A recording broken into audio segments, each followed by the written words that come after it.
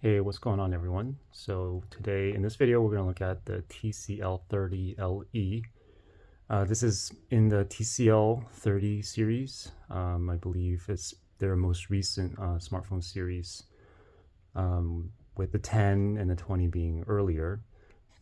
This is probably the lowest end, or either the lowest or second to lowest end TCL 30 in the TCL 30 series. And I believe currently this is only available on Verizon and Visible. So the specs are budget specs.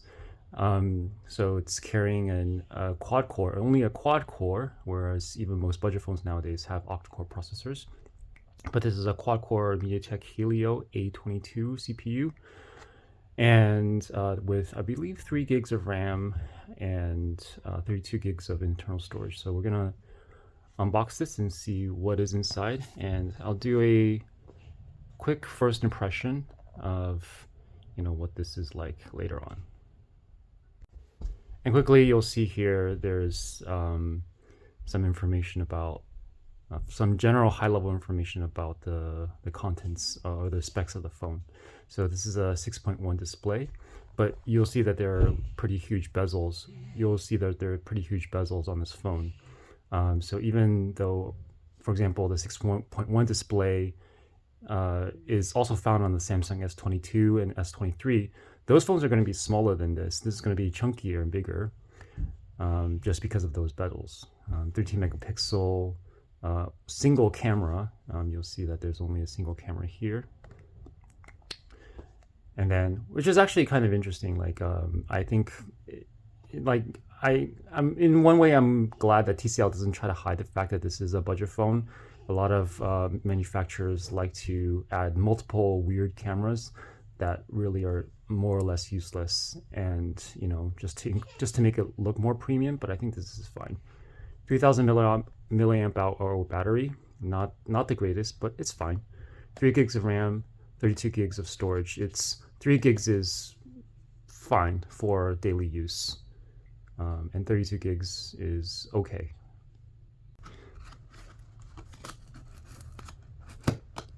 Okay. All right, so here is the phone itself. I'll open this up later. Quick start guide. What is this? This is a USB cable, right? Charging brick.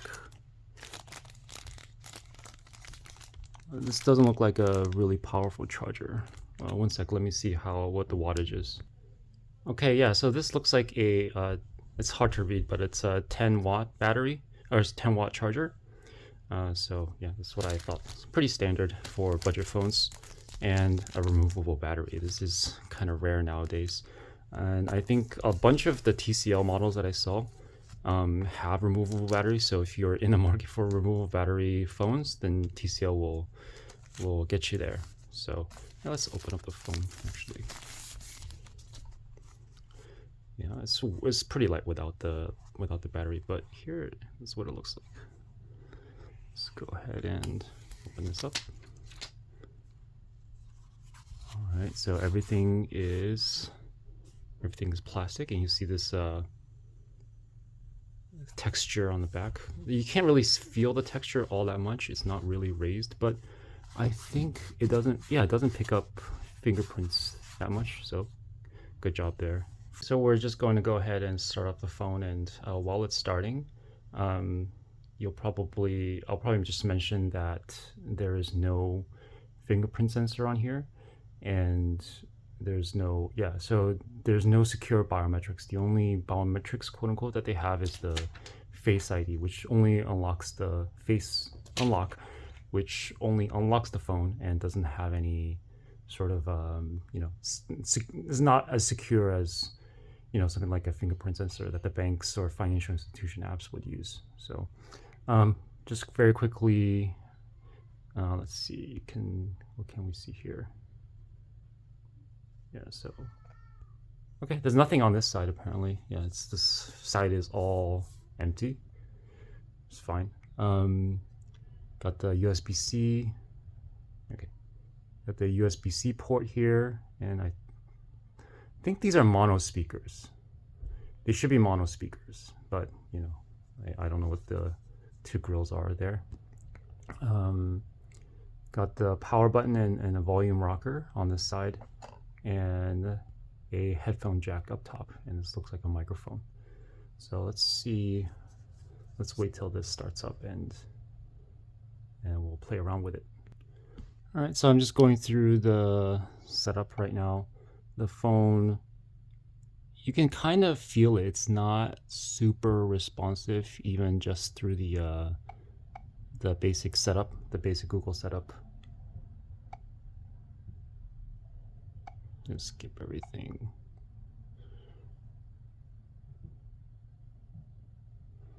Yeah, you can see that even the animations are a little bit sluggish there. So this, you know, is to be expected.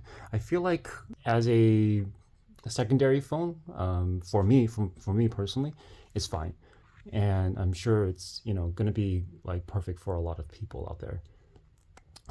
The screen, I'm actually really impressed with the screen. This is pretty bright, sharp enough of a display. It's a much better it's a much bigger upgrade. If you're coming from like an older budget device, probably from from 2019 or earlier, this is actually going to be an upgrade, I believe, for most people. Well, I'm gonna, you know, play around with this a little bit and see, you know, what this feels like. All right, so as I am setting this up, I wanted to mention that this is a LTE only device, so it's 4G. For this price range, I don't think you're going to expect at this point in time, you're not going to expect a 5G device. The other thing is that it doesn't seem to have a 5 gigahertz Wi-Fi connection, so I have two 5 gigahertz Wi-Fi access points at home, and it's not able to see either of those. And when I changed one of them to 2.4 gigahertz, the older Wi-Fi standard, it actually sees those access points. So so for some people who can only get access to 5 gigahertz access points, Wi-Fi access points, this is not going to work, or you'd have to do some configurations to get it back to the older standard. But yeah, that's the way it is right now. For me, at least, it's not a problem. But you know, it might be problematic for some people. My unit happens to be unlocked out of the box. I don't know if this is standard for Verizon or Visible or whatever, but I'm able to get T-Mobile service on it. I'll once everything has been set up, I'll go out and use it for a little while. So guys, I've had about a day to play with this phone. So my impressions of this phone is pretty good for the price. So it has met all of my expectations for a phone that cost maybe $100 or so. Now, before I go in any further, I was trying to buy a case for this phone, and I realized that the case advertisers mentioned that the 30Z and the 30LE share the same case. So doing some research, it turns out that the 30Z and the 30LE share mostly the same hardware. So if you're looking for more information about the 30LE, you can also look at videos or reviews of the 30Z, and it'll closely match up with you know, this version here. So the model number of the 30Z is TCL 4188C, whereas this is 4188V. Now, I believe the V stands for Verizon, the C stands for Cricket, because Cricket also sells the 30Z phone. And then there's also a couple of other variations. I believe there may be like an R and an SPP. But anyway, so apparently all of these models share generally the same hardware. The C, which is the 30Z, has one disadvantage, which is it has the older micro USB, whereas this one has USB-C. So this is a really nice advantage that this has over the C version. A word about the performance. So you can see that this is probably not the fastest thing in the world if you start scrolling through and start opening web pages. So the last time I've used something that is about the same speed is on a Moto E6, which is a quad-core processor, but it's an older quad-core, or sorry, it's an octa-core processor, but it's an older octa-core processor. And if you look at the benchmarks, the Snapdragon 435 on the Moto E6 and the Helio A22 has benchmarks about the same, even though the Helio A22 is a quad-core processor. But so this, I am reminded of the old phone that I used to use when I'm like going through this phone here. So let's talk about some of the things I do really like about this phone. The screen, because it's so compact, is a 6.1 inch.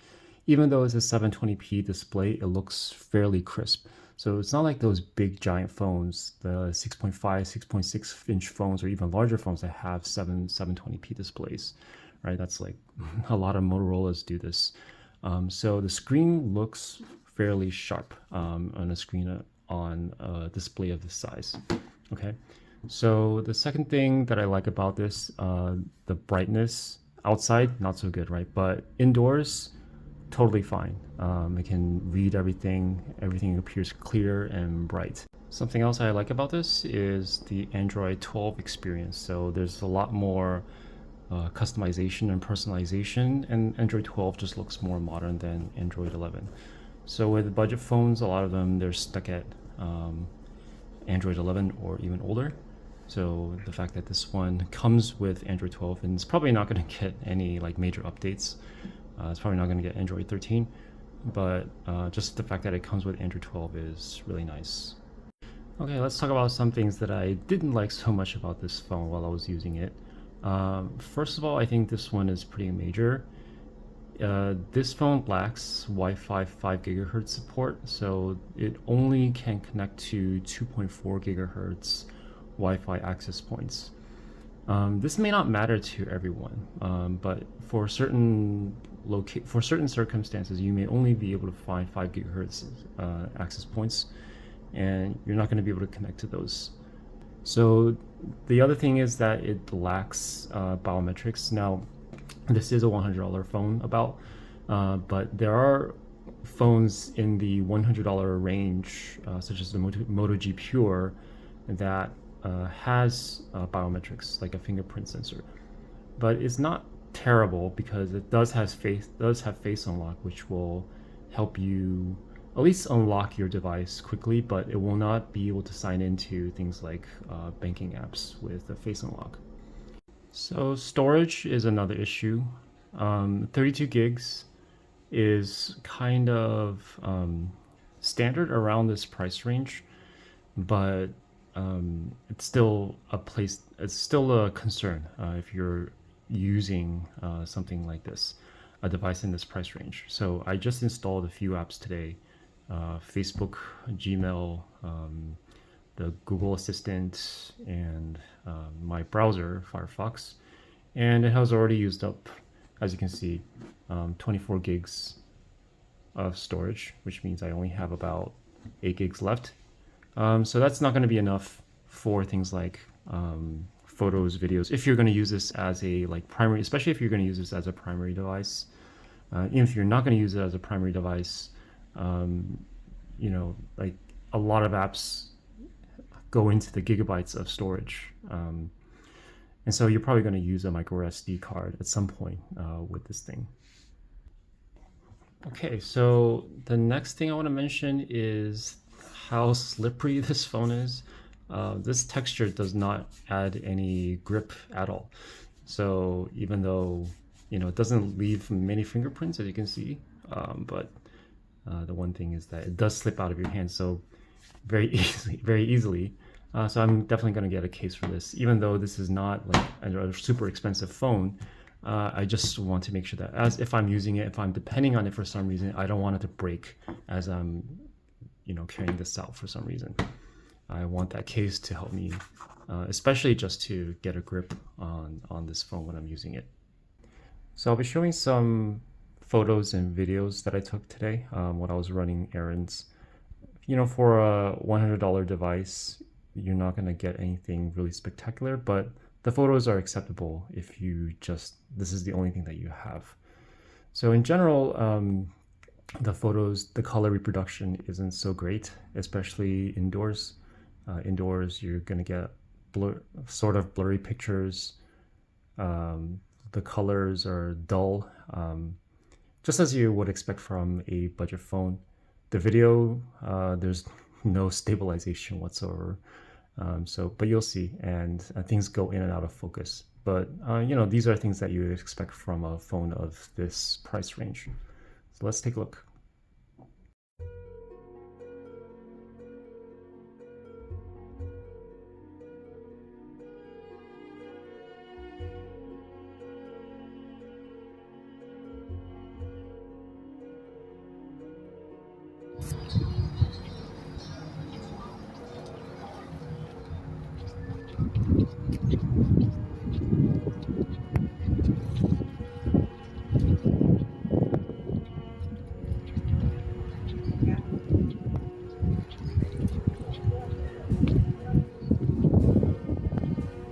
Okay guys, that is the first look, a quick look at the TCL 30LE. If you have any comments, leave them in the comment section below.